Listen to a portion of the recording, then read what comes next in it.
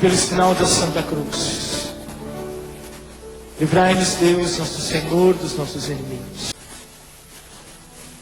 E naquela noite de quinta-feira, reunido no cenáculo, o Senhor toma o pão em suas mãos, e Ele vai, de uma forma incruenta, porque o que está acontecendo ali naquela noite no cenáculo, naquela quinta-feira santa, vai acontecer daqui a horas no Calvário.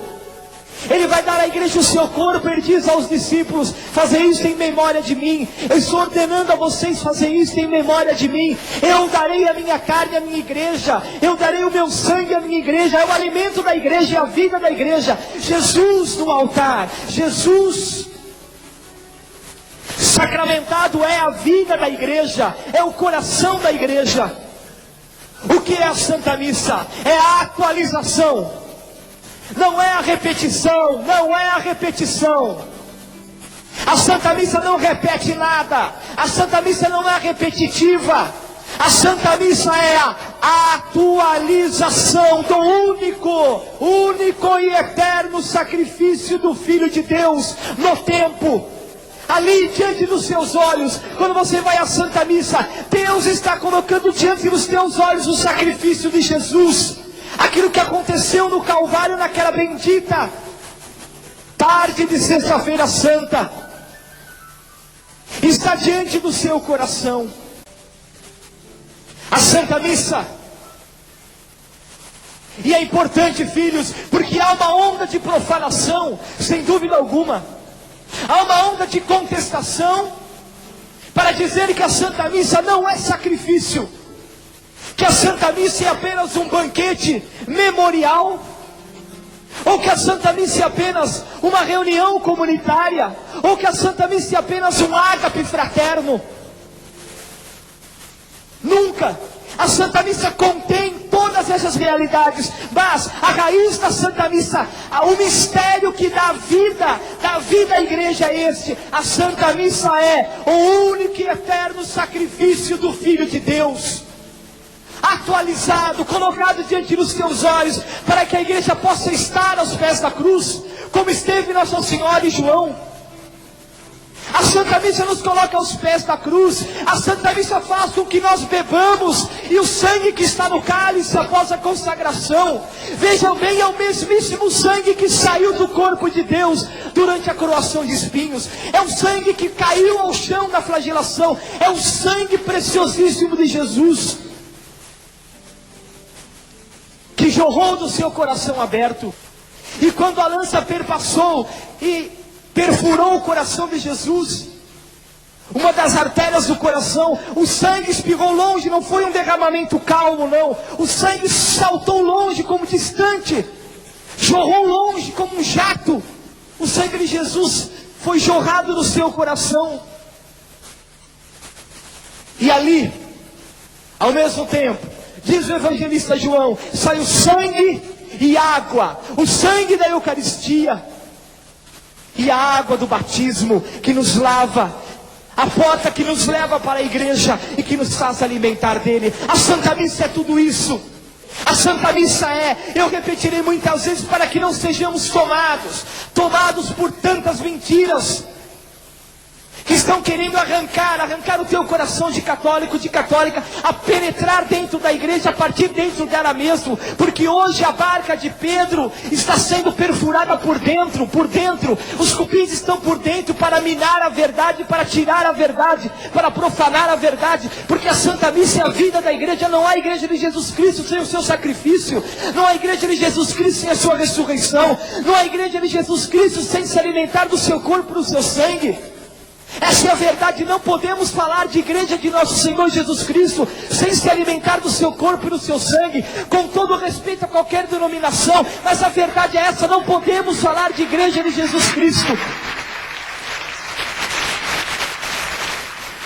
com todo respeito ecumênico a qualquer denominação, mas a realidade, a verdade, a humildade tem que ser dita com verdade, a verdade com humildade. Não podemos falar de igreja de Jesus Cristo, da igreja de Jesus Cristo, sem falar do alimento que ela merece, Ela merece por graça, tomai e comei. Isto é o meu corpo, isto é o meu corpo. Minha carne é verdadeira comida, o meu sangue é verdadeira bebida. Quem não comer da minha carne, quem não beber do meu sangue, não vai ter a vida. Então a Santa Missa é sacrifício, sacramento, sacrifício. Ali está, diante dos meus olhos, aquilo que impossível era para acontecer comigo. Eu não posso estar, eu não poderia estar no Calvário, mas eu estou. A Sagrada Liturgia me traz para o Calvário, a Santa Missa me traz para o Calvário, e eu participo da paixão, morte e ressurreição de Jesus. Portanto, a Santa Missa é sacramento, sacrifício. A Santa Missa é o único e eterno sacrifício do Filho de Deus diante dos nossos olhos. Sacramento presença, sacramento presença de Jesus. Na Santa Missa eu encontro Jesus, eu adoro Jesus, eu me alimento de Jesus. Não há nada de simbolismo, não há nada de teatral, não há nada disso. Ali está realmente presente no sacramento. O sacramento, sinal visível da graça, está ali, diante dos meus olhos, diante do meu coração. O corpo, o sangue, o corpo sacrificado de Jesus, o corpo ressuscitado de Jesus. Ele dá para a igreja o seu corpo e o seu sangue. Guardem no coração isto, filhos e filhas. A Santa Missa é sacramento presença, é sacramento sacrifício, e é sacramento comunhão. Eu me alimento verdadeiramente do corpo de Deus. Eu me alimento do seu corpo. O corpo de Jesus é verdadeiramente a minha comida. Guarda isso. Você na Santa Missa está manducando, você está se alimentando, você está recebendo o corpo de Deus na tua vida. A hóstia consagrada é nosso Senhor Jesus Cristo. Ele não está na hóstia consagrada, Ele é a hóstia consagrada. Jesus não está dentro da hóstia, Ele é a hóstia consagrada. Ele não está dentro do pão, não há mais pão, é Ele,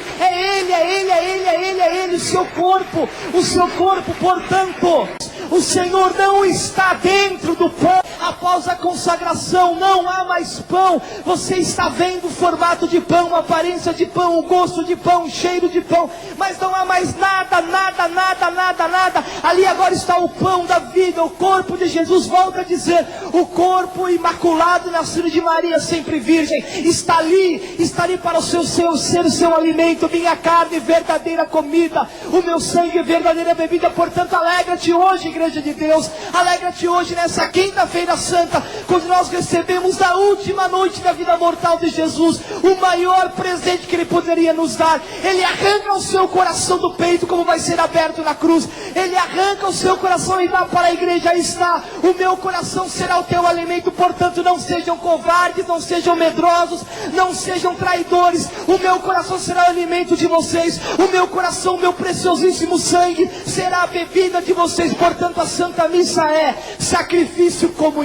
Você entra em comunhão, você não recebe a comunhão, você recebe Jesus, mas você faz comunhão com Ele. Entenda isso, não se recebe a comunhão, se recebe Cristo Jesus, e aí você entra em comunhão com Ele. Nós cremos que na Santa Missa nós não comemos pão, nós não tomamos vinho, nós comemos verdadeiramente a carne do Filho de Deus, nós tomamos verdadeiramente o sangue do Filho de Deus. Isso deve levar, ó igreja de Deus, a profunda alegria, ao profundo louvor. Quando tu vais, católico, ou não tu vais, ó cristão, eu vou para a igreja fazer o quê? Participar do único e eterno sacrifício do meu Deus. Eu vou me alimentar da sua carne e do seu sangue. Eu vou consumir a minha vida pelo meu Senhor. Eu vou me colocar no altar para dar a vida por Jesus, porque eu não me alimento de alimento perecível. O meu alimento é verdadeiramente, realmente, substancialmente o corpo e o sangue de nosso Senhor Jesus Cristo, porque eu quero ter a vida. Minha carne é verdadeira comida, o meu sangue é verdadeira bebida. Quem não comer da minha carne, quem não beber do meu sangue, não terá a vida, não terá a vida, não terá a vida. Eu preciso me alimentar de Jesus, eu preciso comer da sua carne, eu preciso beber do seu sangue, eu preciso comer da sua carne, eu preciso beber do seu sangue. Nós estamos aqui E uma grande parte da humanidade nem sabe, nem pensa, nem se lembra que Jesus realizou o milagre mais espetacular que um Deus poderia realizar, ficando permanentemente presente num pedaço de pão. Jesus, o verdadeiro Deus, descido dos céus na terra, revestido de carne humana, de repente se deixa ficar para sempre num pequeno pedaço de pão.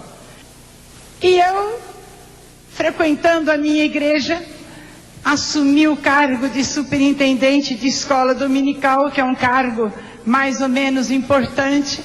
Fazia palestras e mais palestras, avisando o meu povo que não se enganassem com aquela lorota da Igreja Católica de dizer que a mãe carnal de Jesus podia fazer isso ou fazer aquilo. Era essa a minha obrigação perante o meu povo. E tive um casamento que durou pouco tempo, não vem ao caso por quê, e fiquei com um filhinho no colo. Criei o meu filhinho na igreja protestante, fiel, lá dentro da igreja, e eu dizia para o meu filho: não entre em igreja católica, não chegue nem perto de padres e freiras, porque eles não são gente boa. Eu tinha 11 crianças e o meu filho com 14 anos, quando tudo mudou. O meu filho começou a ficar com anemia, doente. Eu comecei a tratar e ele foi piorando. E eu fui a todos os médicos. O Dr. Sembranelli colheu todo o material, mandou para o laboratório, fizeram os exames e depois eles disseram para mim: o seu filho está praticamente morto. Não há nada na terra que tire o seu filho dessa doença. Nós vamos dar um tratamento por desencargo de consciência, mas ele vai morrer. Quando nós chegamos perto da Páscoa, eu voltei lá e o Dr. Sembranelli falou: não sei como é que ele está vivo ainda, ele não tem mais nada. E eu fui para casa. Para aumentar um pouquinho o meu ganho, eu lecionava em 2 escolas, corria o dia inteiro para ganhar o dinheiro, e à noite eu pintava peças de gesso para vender. E chegamos perto da Páscoa. Então ele disse: lá no fundo do quintal do colégio tem aquela gruta onde os meninos católicos acendem vela para passar de ano. Você vai buscar aquela imagem e pinta para eu deixar de lembrança para o meu colégio. E eu fiquei muito mal, sabe? Porque quando um doente começa a querer deixar lembrança é porque está indo embora, não é? Além do mais, pintar uma imagem era completamente fora da minha doutrina, da minha fé. Mas o meu filho estava morrendo. Para filho morrendo, a gente não nega nada. Eu fui lá buscar a imagem. Peguei pela cabeça, pus embaixo do braço e vinha vindo embora. Pus a imagem em cima da mesa e comecei a limpar. E quando cheguei perto da meia-noite, fui dar remédio para o meu filho. Acordei-o, ele tinha uma febre muito alta, tinha caroços pelo corpo todo, tinha um caroço dentro do olho direito e estava muito grande. Ele acordou e eu dei o remédio e ele olhou para aquela imagem em cima da mesa e disse: puxa, como essa imagem está linda. Eu pensei: coitado, está delirando de febre. Menino protestante, achar uma imagem linda. Aí ele completou o voto. Aí estragou tudo. Eu quero ter uma imagem igual a essa aí para eu me lembrar do voto que eu fiz. Você está rindo também, né?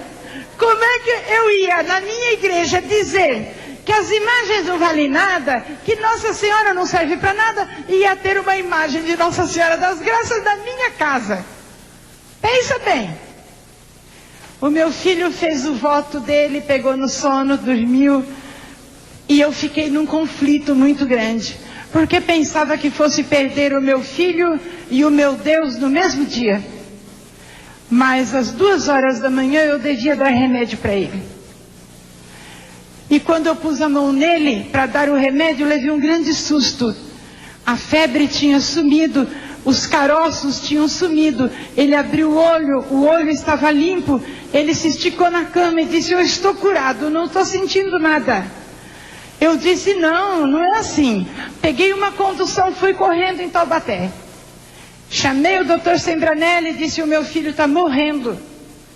Ele veio, fez todos os exames e depois disse: o que você deu para ele de diferente?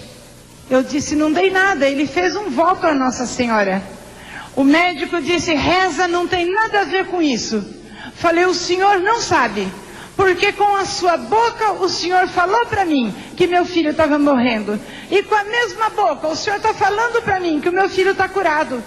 Por isso o senhor não pode negar, nem eu que não tenho essa fé não posso negar, que Maria Santíssima tenha ido a Jesus como fez nas bodas de Caná e pediu o vinho da vida, e Jesus derramou o vinho da vida e meu filho está curado.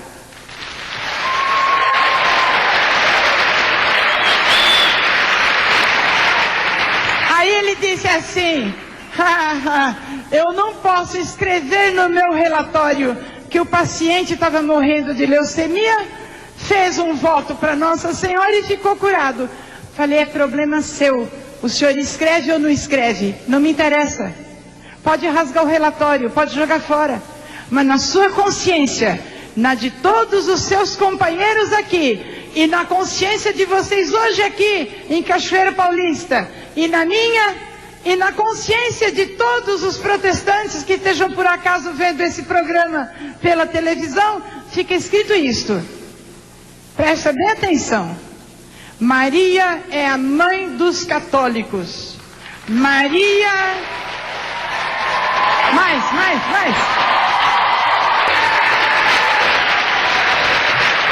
Maria é mãe dos protestantes. Maria é mãe dos espíritas. Maria é mãe até dos ateus. Peguei o meu filho do consultório do médico e levei para casa. E fui na minha igreja. E disse: meus irmãos queridos, eu quero continuar aqui, porque eu gosto desta igreja. Eu não quero sair. Eu quero pegar o microfone na nossa escola dominical e dizer para os nossos irmãos que Maria Santíssima quer e pode interceder por nós. E só não faz isso porque nós não pedimos. Aí eles disseram: olha, você vai para casa, descansa um pouco, fica lá tranquila, lê a Bíblia de novo, depois você volta e não se fala mais nisso, tudo bem? Aí eu voltei lá e falei: meus irmãos queridos, antes a gente tinha um problema, que era Maria, agora temos 2. Não melhorou nada, só piorou. Eu quero dizer para os nossos irmãos que Maria é nossa mãe. E eu quero pôr um sacrário na nossa igreja para recebermos Jesus, porque eu vi a morte passar perto de mim e não gostei.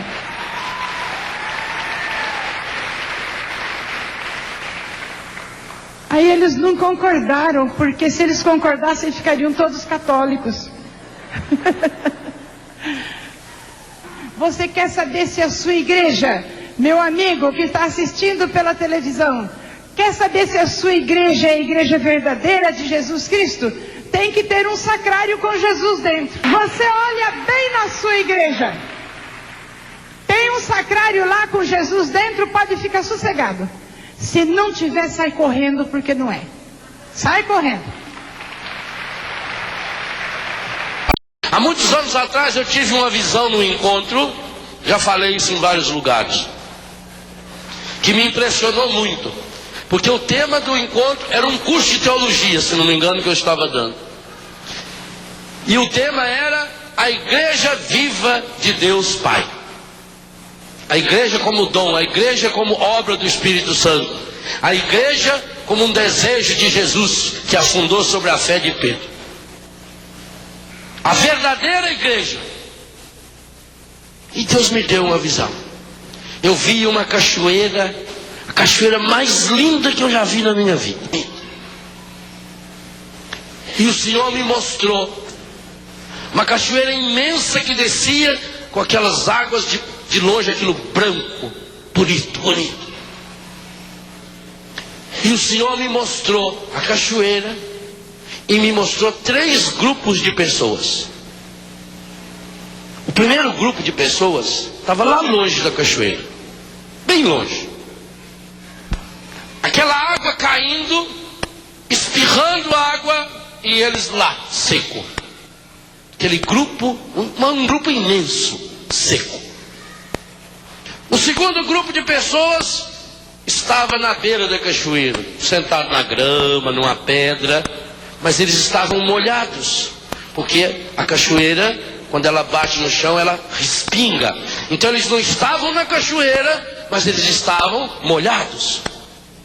E o terceiro grupo estava nadando dentro daquele lago, naquela cachoeira, nadando, nadando. E o Deus assim: quem são, Senhor? E ele disse: aqueles que estão longe são os ateus. 2/4 da humanidade completamente ateu. Hoje já se fala em 3/5 da humanidade ateu. Não acredita em Deus. Nem no Deus dos cristãos, nem no Deus dos muçulmanos, nem no Deus dos judeus, que é o mesmo dos cristãos. O nosso é Jesus também. Então aquele lá são as pessoas que vivem sem Deus, as pessoas que ignoraram Deus da sua vida, vivem como se Deus não existisse. A cachoeira está aqui, mas eles estão lá longe, estão com sede, estão sujos, mas estão longe da cachoeira. Senhor, e quem são aqueles que estão na beira da cachoeira? Aqueles são os que, embora não pertençam à minha igreja, formalmente a minha igreja, pertencem a igrejas que estão ligadas a mim. Muitas igrejas que não foram fundadas por Jesus. Nós conhecemos o nome dos fundadores. Foi fundado pelo bispo fulano, foi fundado pelo pastor cicrano. São igrejas cristãs. São igrejas que acreditam em Jesus. Aqui no Brasil nós temos muitas. Assembleia de Deus, Presbiteriana, Universal do Reino de Deus. Muitas igrejas que não têm essa comunhão plena na nossa fé, mas que estão na beira dessa grande cachoeira e estão encharcados, porque respinga água neles. E por isso há muitas curas e muitos milagres. Eles estão completamente molhados. E aí, já sabendo a resposta, mas meio petulante, eu perguntei para Deus: e os que estão lá dentro? A gente gosta de ouvir elogio. Jesus disse: a minha igreja. E eu fiquei assim feliz que nem vocês. Que alegria no meu coração. Eu não era padre ainda, eu estava no segundo, terceiro ano de teologia.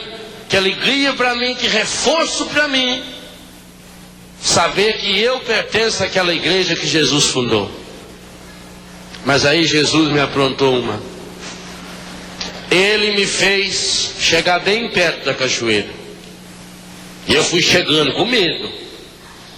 E ele me mostrou nós lá dentro da cachoeira. E eu fui vendo todo mundo que eu conhecia, que eu sabia que era católico. E eu fiquei feliz. E por um momento, o Senhor me deu uma graça de parar a água da cachoeira. Porque a água, quando está mexendo, fica borbulhando. E um lago, quando está com a água mexida, você não vê o que está lá dentro direito. E quando parou aquela água que eu vi, nós católicos, eu fiquei muito triste. Porque todos estávamos vestidos com uma roupa plástica, transparente do pé na cabeça. Era um uniforme plástico, como se fosse uma roupa de astronauta.